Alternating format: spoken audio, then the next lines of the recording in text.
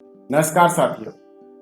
आज हम धर्म और जाति के नाम पर हिंसा पर चर्चा करने वाले हैं। चलिए शुरू करते हैं। भारत एक ऐसा देश है जहां विविधता हमारी ताकत, विभिन्न धर्म, जाति, संस्कृति और भाषाएं इस देश की पहचान है। लेकिन यह विविधता कभी कभी हमारे लिए चुनौती बन जाती है जब कुछ लोग धर्म और जाति के नाम पर हिंसा और आतंक का रास्ता अपनाते हैं। धर्म के नाम पर आतंकवाद और जाति के आधार पर दलितों की हत्या करने वाले अपराधी दोनों ही समाज के लिए घातक हैं। इन दोनों के खिलाफ देश को एकजुट होकर लड़ने की जरूरत, क्योंकि हमारी सबसे बड़ी पहचान हमारा भारतीय होना है। धर्म के नाम पर होने वाला आतंकवाद न केवल भारत बल्कि पूरी दुनिया के लिए एक गंभीर समस्या है।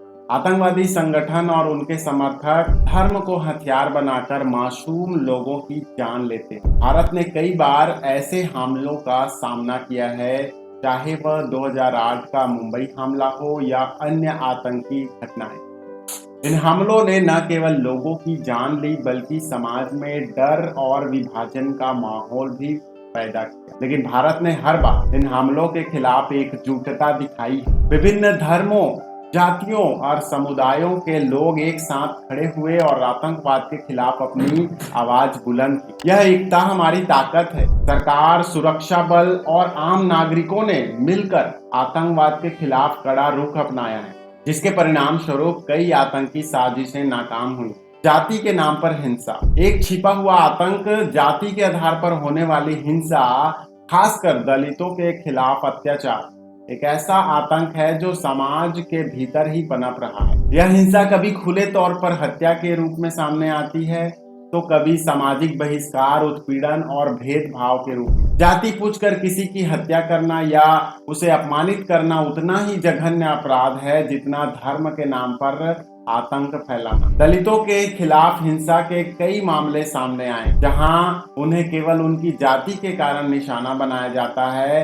कोई घोड़ी पे चढ़ता है तो उसको मारा जाता है, कोई मूछ रखता है तो उसे मारा जाता है। यह हिंसा न केवल मानवता के खिलाफ है बल्कि भारतीय संविधान के मूल्यों, समानता, स्वतंत्रता और न्याय के खिलाफ भी है। फिर भी इस मुद्दे पर समाज का एक बड़ा हिस्सा चुप्पी साध लेता है। जहां धर्म के नाम पर आतंकवाद के खिलाफ पूरा देश एकजुट हो जाता है, वहीं जातिगत हिंसा के खिलाफ ऐसी एकता दिखाई नहीं देती। यह एक गंभीर सामाजिक विफलता है। एकता की आवश्यकता। धर्म और जाति के नाम पर होने वाली हिंसा के खिलाफ एकजुटता बेहद जरूरी है। आतंकवाद और जातिगत हिंसा दोनों ही समाज को कमजोर करते हैं और हमारे राष्ट्रीय एकता के सिद्धांत को चुनौती देते हैं। हमें यह समझना होगा कि हर भारतीय की जान और सम्मान बराबर है, चाहे वह किसी भी धर्म, जाति या समुदाय से हो। शिक्षा और जागरूकता। जातिगत हिंसा को रोकने के लिए शिक्षा और जागरूकता सबसे बड़ा हथियार है। स्कूलों, कॉलेजों में बच्चों को समानता और भाईचारे का पाठ पढ़ाया जाना चाहिए। सामाजिक सुधार अभियान चलाकर लोगों को यह समझाना होगा कि जाति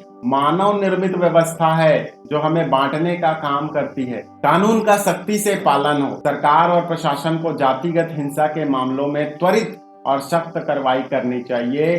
दोषियों को कड़ी सजा मिलने से समाज में एक मजबूत संदेश जाएगा। साथ ही दलितों और अन्य कमजोर वर्गों के लिए कानूनी और सामाजिक सुरक्षा को और मजबूत करना होगा। सामाजिक एकता के लिए पहल। धर्म और जाति के नाम पर हिंसा के खिलाफ समाज के हर वर्ग को एक साथ आना होगा। सामाजिक संगठन, धार्मिक नेता और प्रभावशील लोग दिशा में महत्वपूर्ण भूमिका निभा सकते हैं। हमें उन पहलुओं को बढ़ावा देना चाहिए जो विभिन्न समुदायों को एक मंच पर लाए और आपसी समझ को बढ़ाए। हमारी सबसे बड़ी पहचान भारतीयता। भारत का संविधान हमें एक समान नागरिक के रूप में देखता है। हमारी सबसे बड़ी पहचान हमारा भारतीय होना है, न कि हमारी जाति, धर्म या समुदाय। जब हम यह समझ लेंगे कि हम सब एक हैं, तो कोई भी शक्ति हमें बांट नहीं सकती। धर्म और जाति के नाम पर हिंसा करने वाले लोग ना तो किसी धर्म का प्रतिनिधित्व करते हैं और ना ही किसी जाति का। वे केवल अपराधी हैं जिनके खिलाफ हमें एकजुट होकर लड़ना होगा। निष्कर्ष यह है कि धर्म के नाम पर आतंकवाद और जाति के आधार पर दलितों की हत्या दोनों ही हमारे समाज के लिए अभिशाप है। जिस तरह पूरा देश आतंकवाद के खिलाफ एकजुट है, उसी तरह जातिगत हिंसा के खिलाफ भी एकता दिखानी होगी। यह केवल सरकार या प्रशासन की जिम्मेदारी नहीं है, उनकी तो जिम्मेदारी है ही, साथ ही साथ बल्कि हमें सभी को सामूहिक जिम्मेदारी के रूप में इसको निर्वहन करना होगा। आइए हम सब मिलकर एक ऐसे भारत का निर्माण करें जहां न धर्म के नाम पर खून बहे और न जाति के नाम पर। हमारी एकता ही हमारी सबसे बड़ी ताकत है और यही हमें सच्चे अर्थों में भारतीय बनाती है। तो साथियों, हमारा वीडियो पसंद आया तो लाइक करें, कमेंट करें, अपनी प्रतिक्रिया दें और साथ ही साथ अपने साथियों के साथ शेयर करें। अगले वीडियो में मिलते हैं, तब तक के लिए जय भीम।